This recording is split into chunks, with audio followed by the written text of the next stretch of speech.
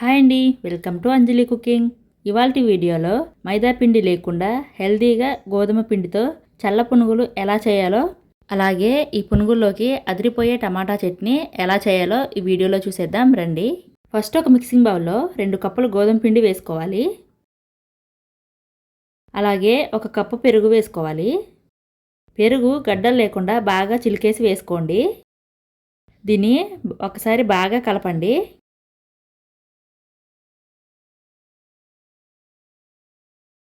ఈ విధంగా కలిపేసుకున్నాక ఇప్పుడు ఇందులో నీళ్లు పోసి కలుపుకోవాలి.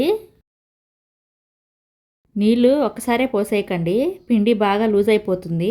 అప్పుడు పునుగులు వేయడానికి సరిగా రావండి. అందుకని కొద్ది కొద్దిగా పోసుకుంటూ కలుపుకోవాలి.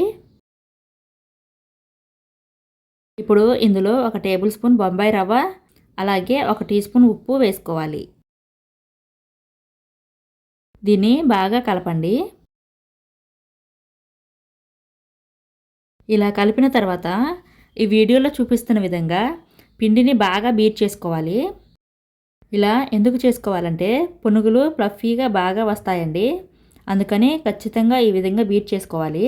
ఈ విధంగా బీట్ చేసుకొని మూత పెట్టి ఒక 10 నిమిషాలు పక్కన ఉంచండి. ఈలోపు చల్ల పునుగుల్లోకి టమాటా చట్నీ ప్రిపేర్ చేసుకుందామండి. స్టవ్ ఆన్ చేసి ప్యాన్ పెట్టి కొద్దిగా ఆయిల్ వేసుకోవాలి. ఈ ఆయిల్లో 4-5 పచ్చిమిర్చిని తుంపుకొని వేసుకోవాలి. మీరు తినే కారాన్ని బట్టి పచ్చిమిరపకాయలు తీసుకోండి. నేను తీసుకున్న పచ్చిమిర్చి అయితే కరెక్ట్గా సరిపోయాయండి.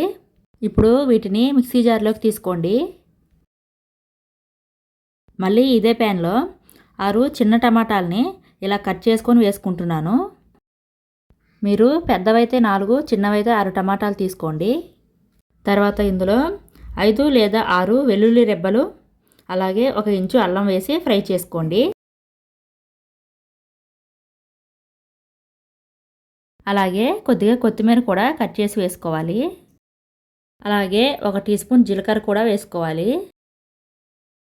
జీలకర్ర కూడా వేసేసిన తర్వాత మూత పెట్టి టమాటా ముక్కల్ని మెత్తగా ఉడికేంత వరకు మంటను సిమ్లో ఉంచి మగ్గించుకోవాలి. ఇప్పుడు మూత తీసి చూద్దామండి. టమాటా ముక్కలు మగ్గిపోయాయి. ఇవి పూర్తిగా చల్లారనివ్వండి. పూర్తిగా చల్లారిన తర్వాత మిక్సీ జార్లోకి వేసుకోండి.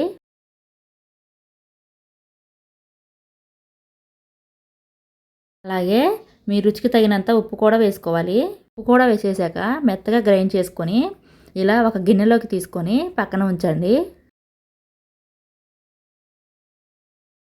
ఇప్పుడు మనం ముందుగా పునుగుల పిండి కలిపి పెట్టుకున్నాం కదా, ఆ పిండిలో 1/2 టీ స్పూన్ సోడా ఉప్పు, 1 టీ స్పూన్ జీలకర్ర కూడా వేసుకొని కలపండి.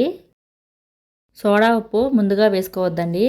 ఈ పిండిని పునుగులుగా ఆయిల్లో వేసుకునే ముందే సోడా ఉప్పు వేసుకోవాలి, లేదంటే ఆయిల్ ఎక్కువగా పీల్చేస్తాయి. 1 టీ స్పూన్ ఆయిల్ కూడా వేసుకోండి. బాగా కలిసేంత వరకు కలపండి. ఈ పిండిని మళ్ళీ ఒకసారి ఆయిల్లో వేసుకునే ముందు మళ్ళీ పిండి బీట్ చేసుకోవాలి. ఇలా ఒక 5 నిమిషాల వరకు బీట్ చేసుకోండి. అప్పుడే పునుగులు ఫ్లఫీగా చాలా బాగుంటాయండి. మరో పక్కన ఆయిల్ కూడా వేడయిందండి.